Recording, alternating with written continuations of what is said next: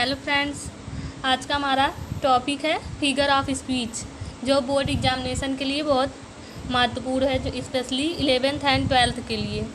जो देखो, मैंने यहाँ पर एक पेपर लिया है, 2019 का है। इसमें देखो 4 नंबर का फिगर ऑफ स्पीच है। बोला है right the definition of any one of the following figures of speech with 2 examples, यानी कि 2 डिफिनीशन भी देना है, उसका एग्जाम्पल भी 2 देना है। 2 एग्जाम्पल देना है फिगर ऑफ स्पीच का, इनमें से किसी एक का। तो ये 4 नंबर का फिगर ऑफ स्पीच आता है, 2 नंबर एग्जाम्पल के लिए, 2 नंबर डिफिनीशन के लिए।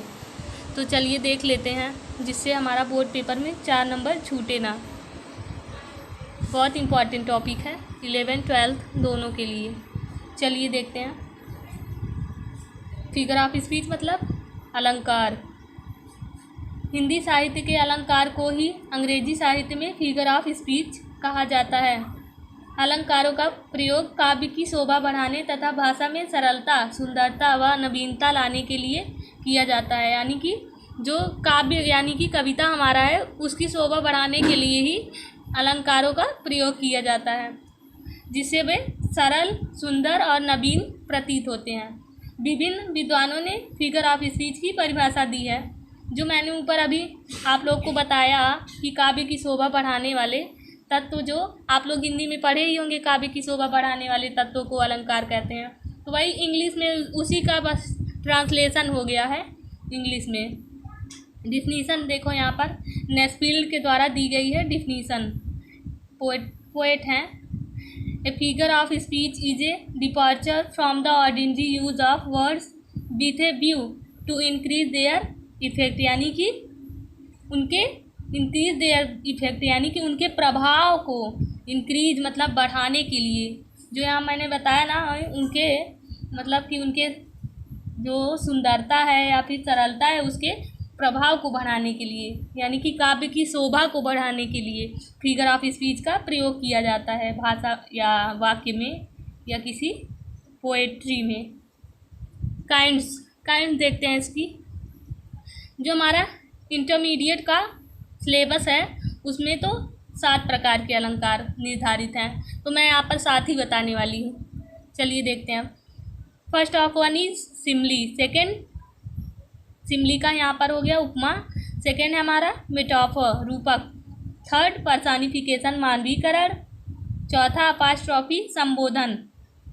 और 5वां है हमारा ऑक्सीमोरन। और 6ठा है हमारा हाइपरबोल। 5वां है हमारा ओनोमोटोपोइया, यानी कि इन सब का मैंने हिंदी लिख दिया है, विरोधाभास, अतिशयोक्ति, और उसके बाद ओनोमोटोपोइया का ध्वनि सूचक। तो मैंने यहाँ पर एक ट्रिक बनाया है, जिससे आप लोगों को ये याद करने की ज़रूरत नहीं होगी। सातों आप जल्दी से याद कर सकते हैं। SHAMPOO, शैम्पू तो याद ही हो जाएगा आप लोग को। तो यस से देखो सिमली हो गया, एच से हमारा हो गया हाइपोबोल, ए से हो गया हमारा अपास्ट्रॉफी, उसके बाद एम से हो गया हमारा मेटाफर, उसके बाद ओ से हो गया हमारा ऑक्सीमोरन, और फिर जो दूसरा ओ है उससे हो गया ओनोमोटोपोइया। तो आप लोग को ये शैम्पू तो याद ही हो जाएगा। तो इससे आप लोग को 7 फिगर ऑफ स्पीच याद हो जाएंगे। एक ट्रिक है याद करने के लिए। ये जो फिगर ऑफ स्पीच है हमारा 7 प्रकार, ये बोर्ड एग्जामिनेशन के लिए बहुत महत्वपूर्ण है, क्योंकि 4 नंबर में ज़रूर पूछा जाएगा। तो आप लोग को लिख के आना होगा, इसलिए आप लोग को समझना होगा, ज़रूरी है ये। तो चलिए देखते हैं। पहला हमारा सिमली यानी कि उपमा। In this figure of speech in which a comparison is made between 2 objects of different kinds which have at least one point in common, it is generally indicated by such as, like, as, such as, just as, so on। यानी कि उपमालंकार 2 विभिन्न प्रकार की वस्तुओं की तुलना करता है, यानी कि 2 वस्तुएं रहेंगी, उनमें तुलना करेगा कि ये ऐसा है, इसकी तरह है, यानी कि तुलना करेगा 2 वस्तुओं के। वो भी अलग अलग वस्तुएं रहेंगी, एक ही तरह एकदम नहीं रहेंगी कि एक ही प्रकार की वस्तु हों उनमें तुलना करें, ये नहीं है। अलग अलग वस्तुएं रहेंगी जिनमें कम से कम एक गुण समान हो, यानी कि उनमें एक गुण भी समान होगा। एज, लाइक, सो शब्दों का प्रयोग सिमली में होता है। यानी कि शब्द जो आप लोग को सेंटेंस मिलेगा उसमें या तो एज रहेगा, या तो लाइक रहेगा, या तो सो रहेगा, या तो जस्ट एज रहेगा, या तो सो ऑन रहेगा। इनमें से चारों पाँचों में से कोई ना कोई शब्द रहेगा जिससे आपको तुरंत पहचान में आ जाएगा कि ये सिमली ही है।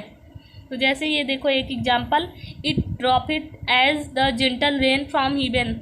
आप लोग ने इलेवेंथ में एक चैप्टर पढ़ा होगा मर्सी, 11th है या 10th में ऐसे कुछ है, उसमें मर्सी तो उसमें बताया जा रहा था कि मर्सी जो है ये एक बारिश की तरह आकाश से पृथ्वी पर गिरती है की तरह, यानी कि एज देखो यहाँ पर मैंने बोला था ना सेंटेंस में एज, सो ऑन, लाइक, ये सब जस्ट एज ये सब आया है एज। देखो यहाँ पर एज आया है तो हम तुरंत जान जाएंगे कि सिमली है, क्योंकि और मैंने यहाँ पर बोला था दो अलग वस्तुओं की तुलना करेगा तो दोनों वस्तुएं अलग है ना।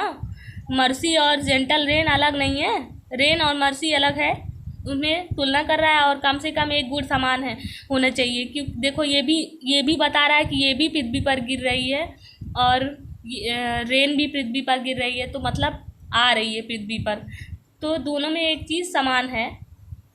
वैसे यहाँ पर और भी मैंने दिया example, she is as fresh as dew, यानी कि वो इतना फ्रेश है जैसे ड्यू होता है।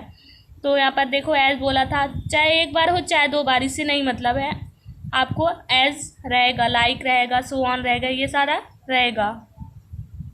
तो चलिए हमारे नेक्स्ट फिगर ऑफ स्पीच की तरफ चलते हैं। नहीं, पहले पहचान देख लो कि कैसे पहचानेंगे फिगर ऑफ स्पीच सिमली होगा। जैसे दोनों में कम से कम एक बात का गुण समान हो। ये मैंने गलती से डबल लाइन वही लिख दिया, इसको काट देती हूँ। दोनों वस्तुएं भिन्न भिन्न प्रकार की होनी चाहिए। अभी मैंने जो आगे बताया वही तो बता रहा है, एक बात यानी कि एक गुण समान हो। उसके बाद दोनों वस्तुएं या फिर ऑब्जेक्ट भिन्न भिन्न प्रकार की होनी चाहिए, यानी कि एक ही वस्तु नहीं कि जेंटल रेन से जेंटल रेन का होगा, ड्रॉप इट मर्सी से मर्सी का कंपैरिजन ये नहीं होगा, तो अलग अलग थी ना, तो वही है। सेकंड हमारा है मेटाफर, रूपक जिसे कहते हैं Hindi. In a metaphor two things of the different kind are compared but words of comparison so like और as are not used at all. आपने उसमें पढ़ा था कि उसमें कंपेयर करते हैं, इसमें भी कंपेयर करते हैं, उसमें बस क्या कहते हैं, उसमें so as, like, just as, so as, on ये सब था ना, इसमें लेकिन ये सब शब्द नहीं रहेंगे। वही बोला है देखो, सो, लाइक और as are not used at all, यानी कि इसमें पूरे शब्द में कहीं भी नहीं यूज रहेगा इसका।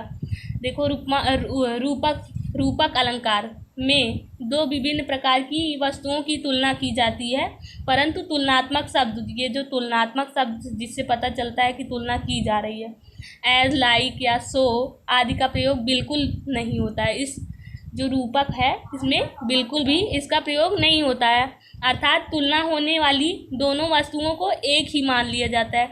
यानी कि जो दोनों वस्तुएं रहेंगी उनको एक ही मान लिया जाएगा कि एकदम तुलना लगेगा, लेकिन तुलना कर रहा है, लेकिन एक ही लगेगा कि एक ही वस्तु है। जैसे लाइफ इज़, एग्जाम्पल देखो, लाइफ इज़ ए ड्रीम, यानी कि जीवन एक स्वप्न है। तो यहाँ पर जीवन की तुलना किससे कर रहा है, स्वप्न से ना, लेकिन जीवन को स्वप्न माना भी जा रहा है यहाँ पर, देखो एक बात। और उसके बाद बोला था लाइक, एज ये सब नहीं लगेगा, तो ये भी नहीं लगा है, ये सिमली का डुप्लीकेट है, एकदम उसी तरह है, बस उसमें एज वेज लगता था। और ये एक है इम्प्लीकेट सिमली, एकदम सिमली का डबल रोल जैसे कहते हैं, बस उसमें एज वेज लगा रहता था, जस्ट एज, सो ऑन ये सब था, इसमें वो सब नहीं लगाना है। इसमें दो वस्तुएं कंपेयर्ड होंगी लेकिन दोनों के एक ही मान लिया जाएगा।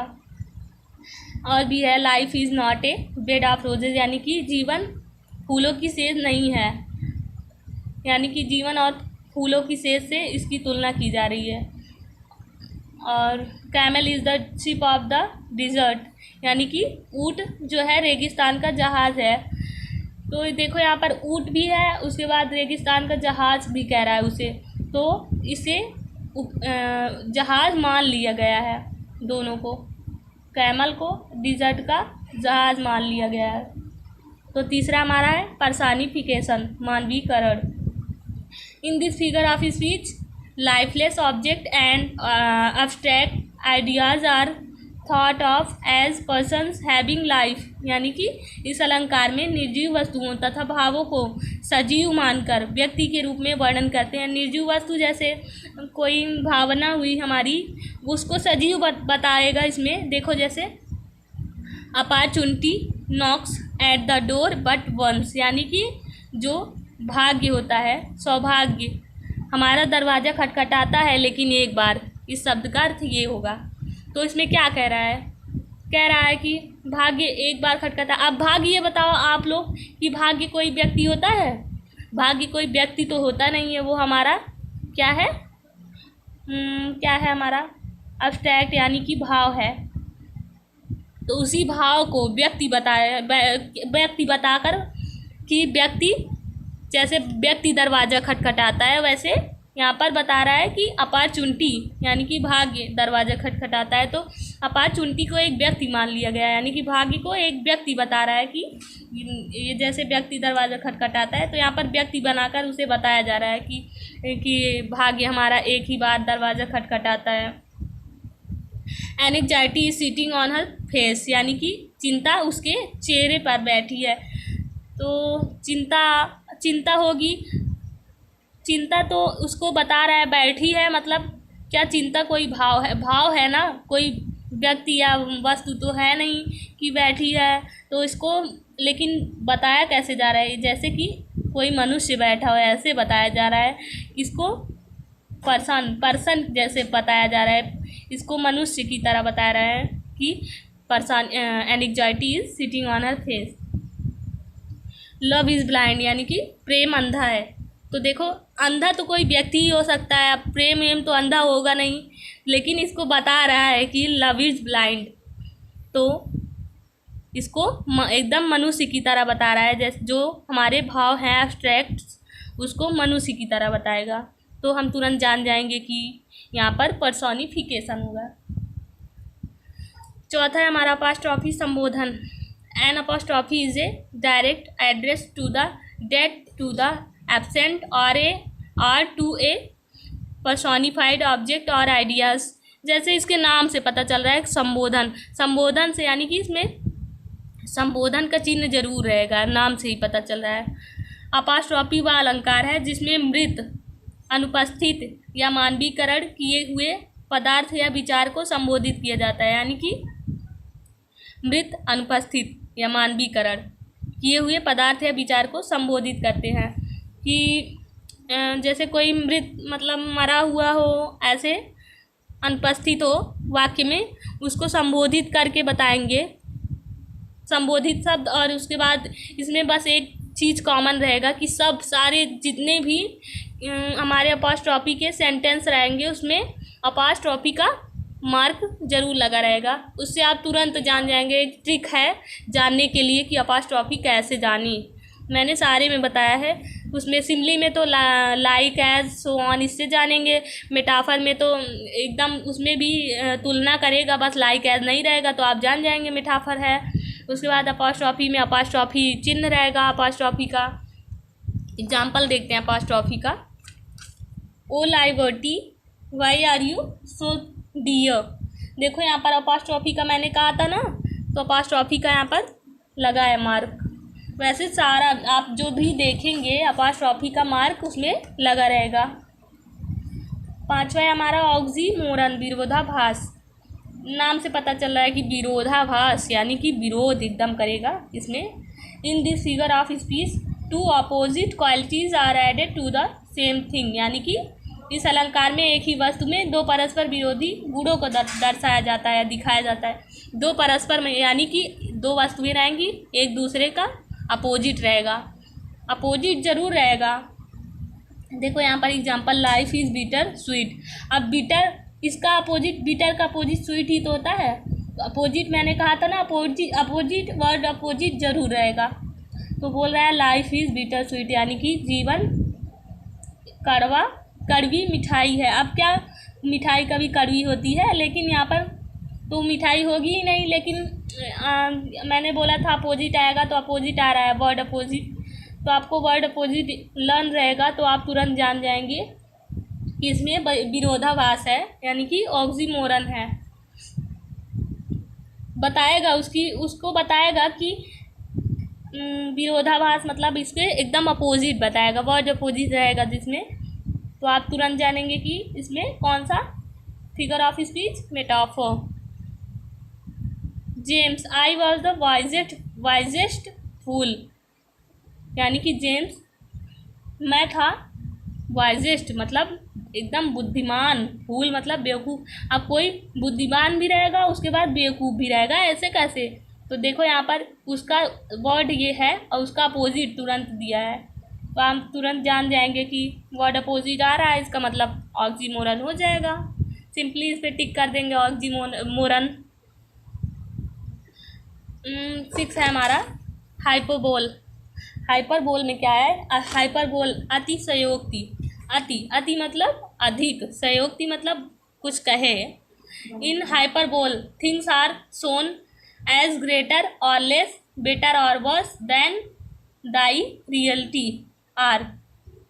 इस अलंकार में किसी बात को वास्तविकता से कहीं अधिक बढ़ा चढ़ाकर या घटाकर, मतलब या तो ज़्यादा बढ़ा के बताएगा या तो ज़्यादा घटा के बताएगा, तो वहाँ पर होगा हाइपरबोल। जैसे एग्जांपल देख लो, सी वेप्ट ओशियंस ऑफ टीयर, यानी कि वो इतना रोई जैसे समुद्र की तरह रोई, मतलब ओशियन में समुद्र होता है। तो क्या कोई इतना रो सकता है कि समुद्र आ जाए? ये ऐसा तो हो नहीं सकता। तो ये देखो बढ़ा चढ़ा कर बता ही रहा है कि ओशियंस ऑफ टीयर, तो इसमें बढ़ा चढ़ा कर बता रहा है कि समुद्र जितना रोई वो इतना रोई। तो इससे हम तुरंत जान जाएंगे कि इसमें हाइपरबोल मतलब बहुत अतिशयोक्ति, ज़्यादा बढ़ा चढ़ा कर बता रहा है। Reverse of blood followed in the battle. युद्ध में रिवर्स ऑफ ब्लड यानी कि खून की नदियाँ, फॉलोड इन द बैटल युद्ध में बहाई जाती हैं। अब युद्ध में तो खून खराबा होता ही है, लेकिन इतना भी नहीं होता है कि फॉलोड रिवर्स ऑफ ब्लड यानी कि खून की नदियाँ बहने लगे, इतना भी नहीं होता। नदियाँ तो नहीं बहेंगी, खून होगा, ये तो पता ही है। तो सीधा पता चल रहा है कि ये इतना ज़्यादा बढ़ा चढ़ा बता रहा है कि इसमें हाइपरबोल ही होगा और कुछ हो नहीं सकता। 7वां है हमारा ओनोमेटोपोइया, यानी कि ध्वनि सूचक अलंकार। इन this figure of speech the sound suggest the sense और मीनिंग, यानी कि इस अलंकार में शब्दों की ध्वनि द्वारा अर्थ अथवा भावना व्यक्त की जाती है। अर्थ अथवा भावना जो होती है हमारी फीलिंग्स व्यक्त की जाती हैं, लेकिन किसके द्वारा? ध्वनि सूचक, यानी कि ध्वनि के द्वारा। सूचक मतलब दर्शाए, ध्वनि मतलब साउंड। तो एग्जाम्पल देखते हैं। बीज हम, आई बेबल ऑन द पेबल, यानी कि पत्थरों के टकराने की आवाज़। बीज हम यानी कि मक्खियों की आवाज़। बीज हम मतलब बीज जो मक्खियाँ होती हैं हम करके आवाज़ निकालती हैं ना, तो यहाँ पर आवाज़ साउंड उनके बारे में बताएगा।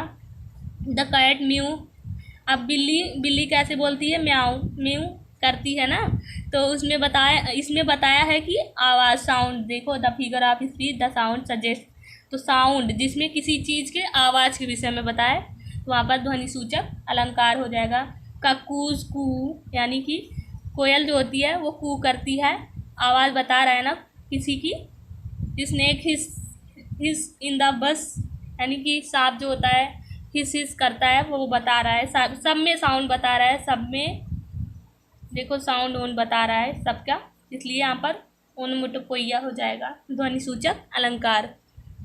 पेपर में ये तो ज़रूर पूछा जाता है, 4 नंबर आपका फिक्स है, इसलिए आप लोग इसको ध्यान से पढ़ें। तो ठीक है, आज के वीडियो में इतना ही, आगे मिलते हैं दूसरे वीडियो में। और मैंने एक वीडियो वर्ब की बनाई थी, अगर आपने उस वीडियो को नहीं देखा तो देख ले जाकर, क्योंकि वो भी इम्पॉर्टेंट है हमारे लिए वर्ब। तो ठीक है, बाय, टेक केयर।